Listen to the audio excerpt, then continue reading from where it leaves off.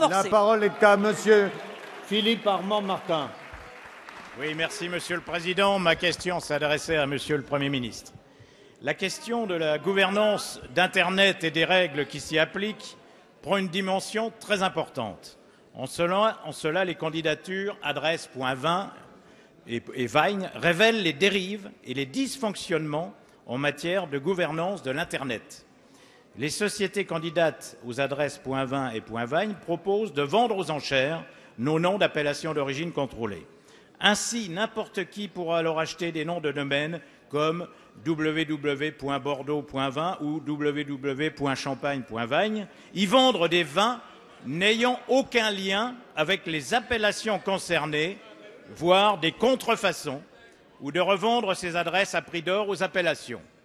L'ICANN, société américaine en charge de la gestion des noms de domaine sur Internet, a essayé à plusieurs reprises d'aller contre la volonté des gouvernements et de la Commission européenne en tentant de déléguer sans condition ces noms de domaine. Elle vient d'accorder un délai au secteur viticole européen et aux entreprises candidates pour trouver un accord avant le 3 juin. L'issue de ces discussions est à cette heure très incertaine.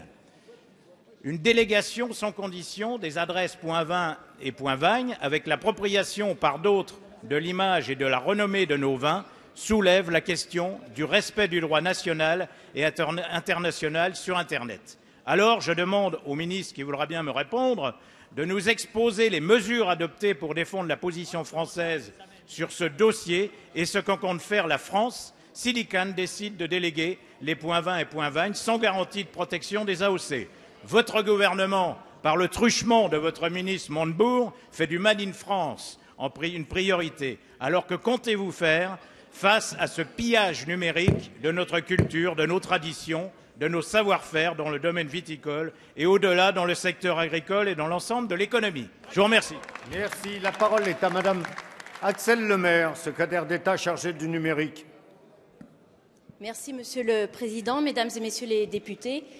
Monsieur le député Armand Martin, je vous remercie d'avoir posé cette question parce qu'elle permet de faire prendre conscience des enjeux liés à la gouvernance de l'Internet.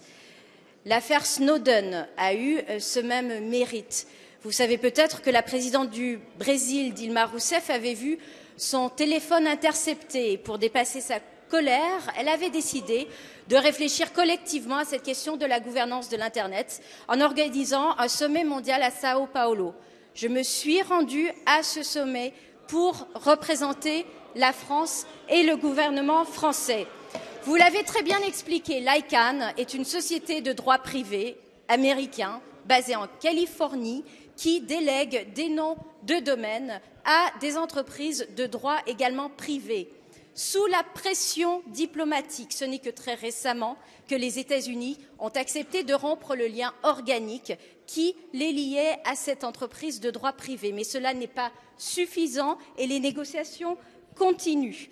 Alors, il s'agit ici de défendre l'intérêt des viticulteurs, vous l'avez dit, des viticulteurs français, mais pas uniquement, des viticulteurs du Chili, de l'Argentine, de l'Australie, des États-Unis qui sont de notre côté, ainsi que la totalité des pays membres de l'Union européenne et de beaucoup de pays grands émergents. Pour cela, le gouvernement agit. Avant le 3 juin, il s'agit de négocier avec les délégataires américains, aux côtés de nos producteurs. Nous recevons les professionnels très bientôt et les élus seront reçus également. Je serai à Londres le 23 juin pour participer à la réunion des gouvernements appelant à une réforme structurelle de l'ICANN pour avoir une instance véritablement internationale pour régir ces sujets.